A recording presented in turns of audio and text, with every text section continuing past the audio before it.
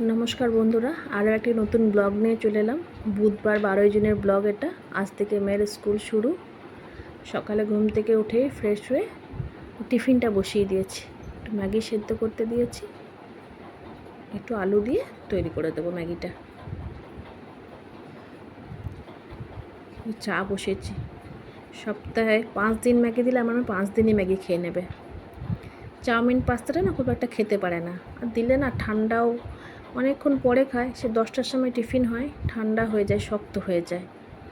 ওই জন্যে ম্যাগিটা প্রত্যেক দিন ম্যাগি দিই না, ঘুরিয়ে ফিরিয়ে দিই। টিফিনটা রেডি করে দিলাম।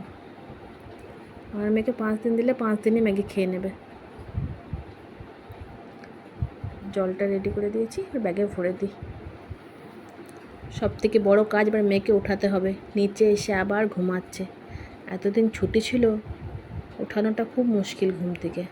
রাতে ঘুমিয়েওছে প্রায় 12:30, আর এখন সকাল 6:30 বাজছে।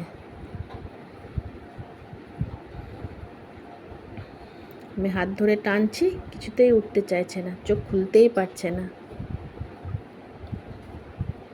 স্কুল শুরু হয়েছে, রুটিনটা আবার ঠিক হয়ে যাবে। চোখ বন্ধ করে ব্রাশ করছে। চোখে মুখে জল দিয়ে দিই, মুখটা ধুইয়ে দিই, তাহলে ঘুমটা ছেড়ে যাবে। চলুন ওকে ব্রাশটা করিয়ে রেডি করে দিই। এই যে রেডি হয়ে বসে আছে। আমি ড্রেসটা চেঞ্জ করে আসি, ততক্ষণেও 5 মিনিট ফোন দেখুক। 5 মিনিট ফোন না দেখলে ওর মন ভালো লাগে না। স্কুল যাওয়ার আগে 5 মিনিট ফোন দেখতেই হবে। চলুন এবারে স্কুল দিয়ে আসি, বাড়িতে এসে অনেক কাজ আছে। এই যে টোটো চলে এসেছে, টোটোতে উঠেও পড়েছি। এটা জিনিয়ারই আর এক বান্ধবী, আমাদেরই পাড়ার মেয়ে। আর এদিকে আমরা মা মেয়ে বসে আছি।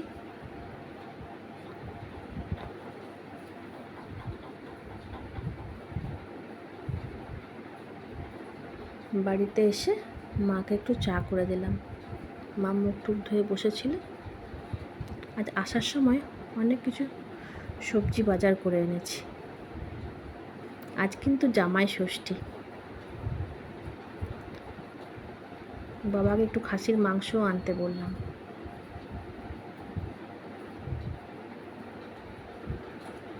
এই যে মাংসের আলুটা ফার্স্টে ভেজে নিই, তাড়াতাড়ি করে রান্না চাপিয়ে দিলাম কেটে নিয়ে, কারণ আবার মেয়েকে আনতে যেতে হবে। এই যে প্রেশার কুকারে পোস্ত বসিয়ে দিয়েছি, তাড়াতাড়ি হয়ে যাবে তাই প্রেশার কুকারে বসিয়ে দিয়েছি। একটু গোল গোল করে আলু ভেজে নিই, থালার পাশে দেবো, দেখতে ভালো লাগবে। আমার মেয়ে খেতে খুব ভালোবাসে এই গোল গোল করে কাটা আলু ভাজা। একটু উচ্ছে ভেজে নিয়েছি।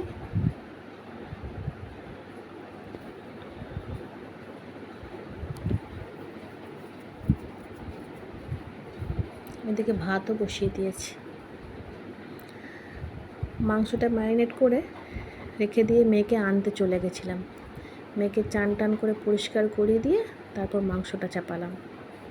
এই যে কড়াইয়ের তেলের মধ্যে গোটা জিরে, গোটা গরম মশলা, এলাচ ফোড়ন দিয়ে পেঁয়াজটা লাল করে ভেজে নেব।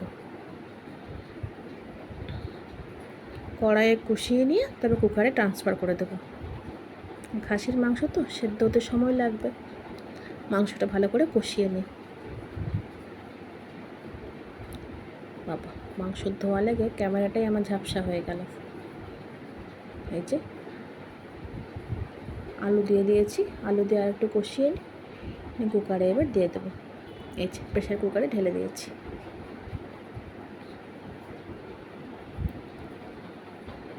মাংসটা রেডি হয়ে গেছে। ওর বাবার থালাটা এবার সাজিয়ে নেব। ইতিমধ্যে মেয়েকে খাওয়ানো হয়ে গেছে। মা মেয়ে দুজনেরই খাওয়া হয়ে গেছে। মা মানে আমার মায়ের কথা বলছি, মানে জিনিয়ার ঠাম্মার কথা বলছি। এই যে ওর বাবার থালাটা সাজিয়েছি, মিষ্টি, ফল, মাংস, পোস্ত, ডাল, চাটনি, দই দিয়ে। জামাই ষষ্ঠী বলে কথা। প্রথম 3-4 বছর মা বাবা করেছিল, এখন অনেকটা বয়স হয়ে গেছে তো আর পারে না। প্রচণ্ড গরম, খুব কষ্ট। তাই আমি ঘরের বাবাকে একটু ভালো মন্দ রান্না করে খাওয়ালাম।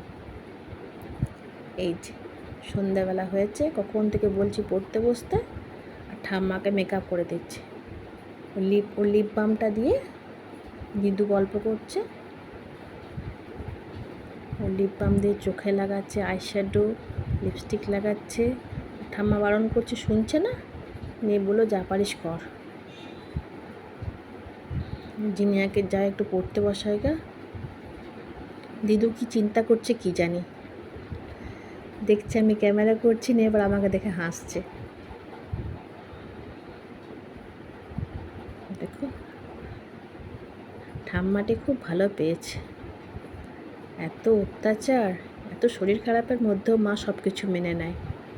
এই যে পড়া হয়ে গেছে, নিচে চললো, তার আগে আয়না দেখে নাচতে শুরু করেছে। চলুন আজকে ব্লগটা তাহলে এখানে শেষ করি। আবার একটা নতুন ব্লগের সাথে পরের দিন দেখা হবে। Good night.